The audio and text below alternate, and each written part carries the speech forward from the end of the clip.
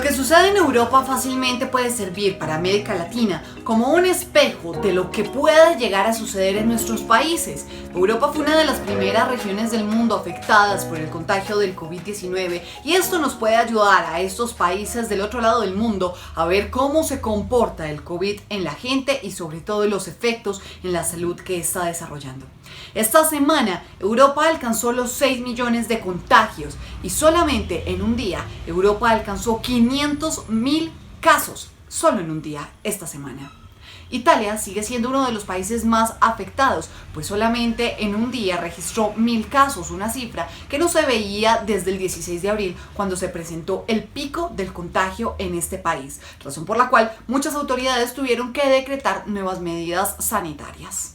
El gobierno italiano impondrá la obligación de usar siempre la mascarilla, también al aire libre, y prolongará el estado de emergencia hasta el 31 de enero de 2021 por la pandemia de COVID-19. La obligación de llevar la mascarilla a todas horas y un mayor control de las posibles aglomeraciones de personas son las únicas medidas que se añaden a las ya previstas en Italia.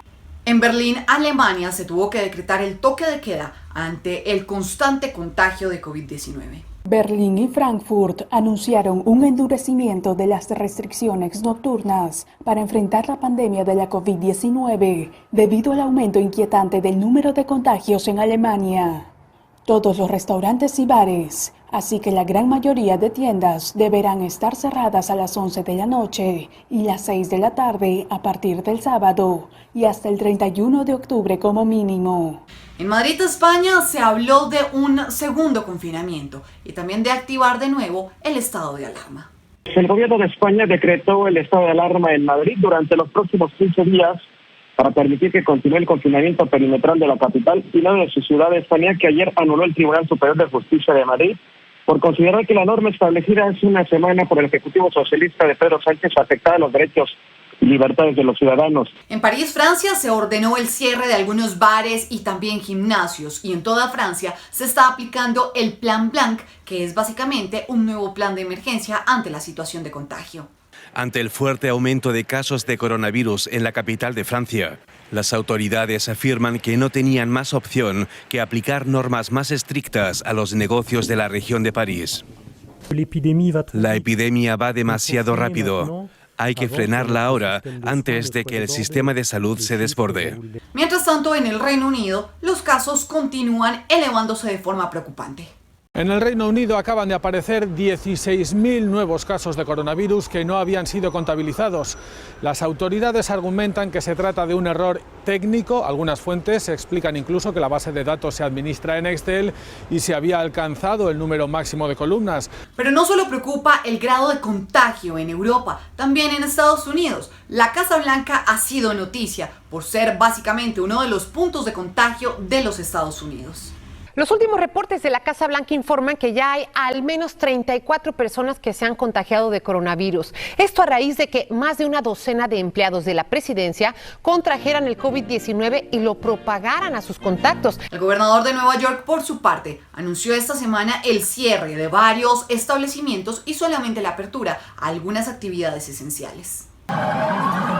Las protestas sacuden zonas de la comunidad judía ortodoxa de Brooklyn luego que el gobernador Andrew Cuomo ordenara restricciones y codificara con los colores rojo, amarillo y anaranjado las zonas con alto contagio. La Organización Mundial de la Salud esta semana precisamente encendió las alarmas de nuevo al registrar una cifra récord de contagios diarios, siendo India, Estados Unidos y Brasil los países de mayores contagios. Con más de 350.000 infecciones reportadas a lo largo de las últimas 24 horas. El recuento total fue de 350.766. El 10 de octubre es el Día Mundial de la Salud Mental, razón por la cual la Organización Mundial de la Salud esta semana emitió una alerta diciendo que la pandemia paralizó los servicios de salud mental en el 93% de los países en el mundo. En este informe, el organismo llama a los gobiernos a poner mayor inversión y financiación en todas las estrategias de cuidado de salud mental, pues asegura que durante la pandemia, asuntos como el duelo, el aislamiento, la falta de ingresos y además el miedo están haciendo que la gente empiece a tener algunos padecimientos mentales, sobre todo reflejados en el insomnio y en la ansiedad. Quería darles todo este contexto para hablar del asunto central del título de este video. El Banco Mundial aseguró esta semana que la pobreza extrema se va a incrementar por cuenta de la pandemia. Este organismo advierte que por primera vez después de la crisis financiera asiática de hace más de 2 décadas, la pobreza extrema en el mundo se va a incrementar de forma sustancial. En cifras, señala que el COVID-19 va a dejar en la pobreza extrema a una población cercana entre 88 y 115 millones de personas solo en el 2020, mientras que para el 2021 se espera que esta proyección alcance 150 millones de personas en la pobreza extrema. El Banco Mundial explica o considera que una persona está en pobreza extrema cuando a diario vive con $1.90. Eso en pesos colombianos equivaldría más o menos a 7.269 pesos. Se ha considerado de manera histórica que la pobreza extrema está relacionada directamente a la ruralidad, a las zonas rurales, pero de acuerdo con el Banco Mundial, este COVID-19 va a extender la pobreza extrema también a las zonas urbanas. Asegura que 8 de cada 10 personas que caen en la pobreza extrema van a ser parte de países de ingresos medios. La solución, aunque no muy puntual, es llamar a los gobiernos y a los países a prepararse para una economía diferente tras el COVID-19. Esta pandemia haciendo más pobre al pobre y más rico al rico. Y no lo digo yo. En agosto, el Institute for Policy Studies, que es un centro de pensamiento con sede en Washington, advirtió que los 12 billonarios de Estados Unidos estaban incrementando sustancialmente sus ganancias a raíz de lo sucedido con el coronavirus. Destaca que los 12 billonarios más influyentes del Wall Street, entre los cuales está Jeff Bezos, fundador de Amazon, también Mark Zuckerberg, fundador de Facebook, y también Bill Gates de Microsoft, están almacenando una riqueza acumulada de 13 cifras por primera vez en la historia. Señala que estos 12 billonarios tienen un patrimonio por encima del $1 billón y que estos, en su mayoría, tienen un 40% más de patrimonio que cuando empezó la pandemia. Esto es simplemente demasiado poder económico y político en manos de 12 personas, así como un hito inquietante en la historia de la concentración de riqueza y poder en Estados Unidos. Desde el punto de vista de una sociedad democrática, esto representa un grupo de 12 oligarcas o una docena de déspotas. Para hacer un análisis sociológico y psicológico deberíamos consultar a los expertos. Lo que puedo decir es que todo está enlazado con todo. La salud mental y por supuesto que, como diríamos, al caído caerle. Al pobre cada vez haciéndose más pobre por las fuertes desigualdades, particularmente de América Latina y de los países de ingresos medios y de ingresos bajos. El encierro y la falta de trabajo ha llevado a que muchos, en medio de su desocupe, acudan a las redes sociales. Y como ya está demostrado en muchos estudios, las redes sociales generan un nivel de ansiedad muchísimo superior.